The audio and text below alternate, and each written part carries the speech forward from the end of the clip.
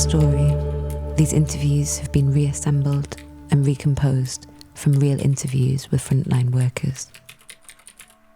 I spoke to Jean first, over Zoom. In the first weeks, we went without any PPE at all. After 2 months, some boxes arrived, which supposedly contained masks. I wanted to look back at this moment. We opened the boxes, and I'll never forget to this. weave a thread. When we picked them up, they fell apart. Through our adversity. They crumbled in our hands. All of them. And towards something I've better. never seen medical equipment quite like it. The material was like a kind of paper. It literally turned to dust.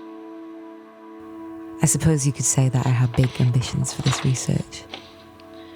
But back to your question, this was the moment when I really knew, in a very real way, that nobody was there to help us. We were completely unprotected and had nobody to direct our complaints to, nobody who could see what we were experiencing. Jean's comment and as about for the union you could forget it. threw me. I asked her to clarify her position. Yeah, we were massively disappointed by the BMA. Royal College of GPs At this too. point, I had to take a step back. I don't recall them ever making personal contact with us to ask how we were doing or to support us. I didn't agree with Jean. There were loads of structures that just, fell away. You see, Health and safety in the workplace was just suddenly not a priority. And people died because although my of it. research project was one that aimed to give voice to frontline pandemic workers, The whole time I just kept asking myself, is that not the job of the union? To inspect workplaces it certainly and keep them didn't look safe? to undermine the union movement in the process. I don't know, I just feel angry just Instead, talking about it. I had hoped to focus on the radical potential of solidarity. I mean, why was COVID beyond the union's remit? Place to give home to a forgotten moment in time. Surely this is the kind of crisis moment in which they're supposed to respond. With my research, I wanted to weave together, let's call it a Not one call. Tapestry of sorts, one composed of everyday fragments, There's so much unsaid here, fragments of resistance and solidarity. and it's as if we're not allowed to talk about it, actually.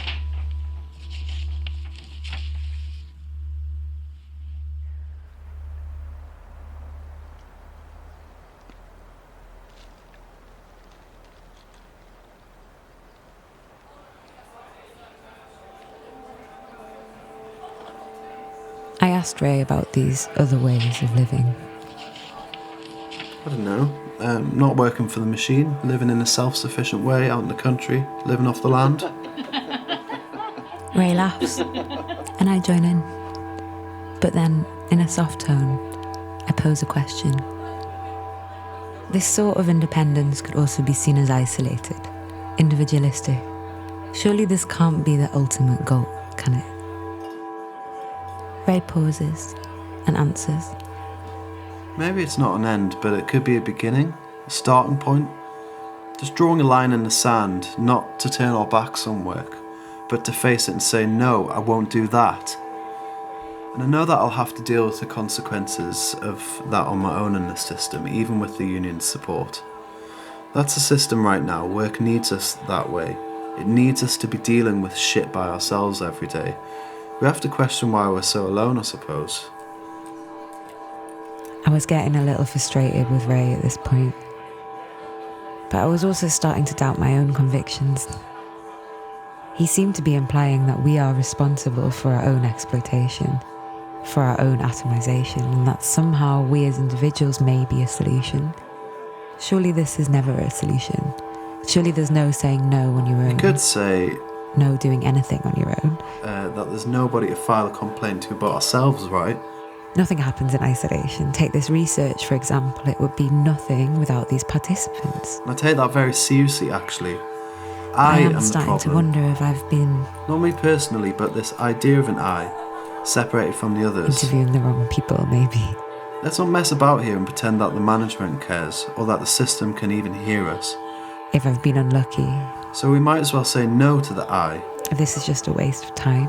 But where do we start? This idea of the I is a problem, and there's no denying that. Surely you're not.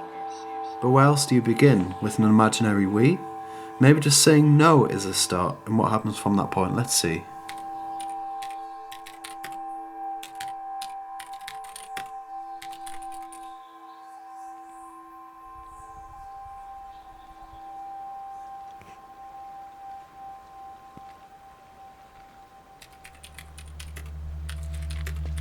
pulled back from the laptop and stopped writing. I didn't mean to doubt her anger. I just wanted to help her redirect it. I sat for a while in the silent light of dusk, its glow trailing in through the window. The sky outside swells with a deep crimson. So eventually I went on the sick. The laptop screen goes black, I was wretched with and for a anxiety. moment I'm in my early 60s. I catch my own I'm reflection, not young anymore.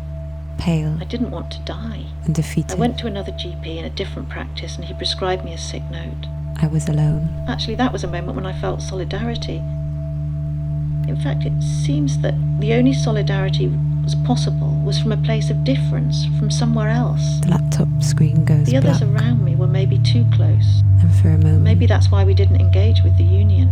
I catch my It own wasn't possible reflection, from within my own practice. We pale, lacked imagination. We defeated. didn't fight to make it better. We couldn't even see the wood for the trees. I was alone. I was so relieved in that moment when he signed me off. I tap the space bar, the screen lights up. I asked Jean what she did with her spare time after she went on the sick. Jean told me that she'd started to write a story.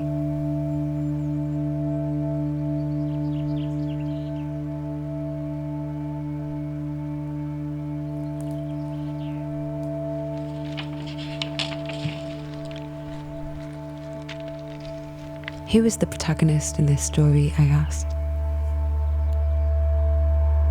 Sam cared for my mother in her final days, and I watched it over Zoom. I asked Sam why she did it, why she didn't quit and refuse to work like the others. Sam told me,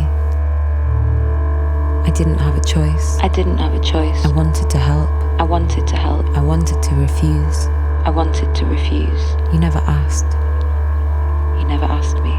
Sam told me all of these things at once. Pressure to be a good worker, Sam told me what I wanted and didn't want to hear. a saviour, Sam told me nothing and a everything. martyr. The truth is, Sam said nothing.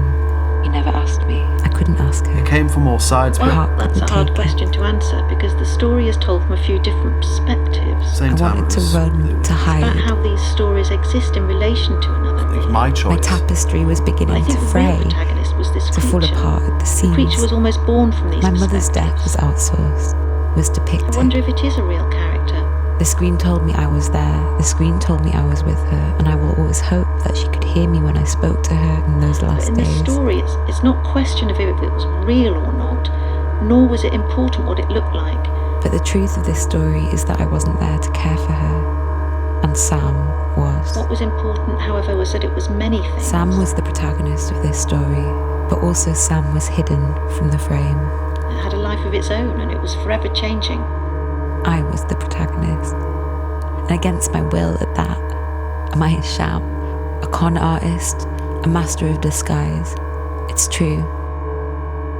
Her death was fictional, and I was the consumer of this fiction. I wanted Sam to be like the others. The others who managed to say no. But Sam was the other worker, Slowly, the creature's forgotten, but the connections are the still one there. whose label will always be concealed in order for the fiction to continue. There's a feeling at the end of the story, an ambiguity about the loss of the creature. At this stage, I asked myself, do I need this fiction to continue to speak, to tell this story? What use is this research? What use is this banner when all that I do is replicate what I can see? What use is my voice when all it does is narrate scenes which remain unknown to me? Yes, it was time for me to go. This flight would be my gesture towards new forms of solidarity, for which there are perhaps, at this moment, no words or images. I stopped typing again and looked over to my window. To the curtain falling by its edges, I followed its threads, losing my focus, becoming smaller and smaller like the threads I lay beside 1,000 entwined. At this tiny level, I saw the story unfold from a different angle.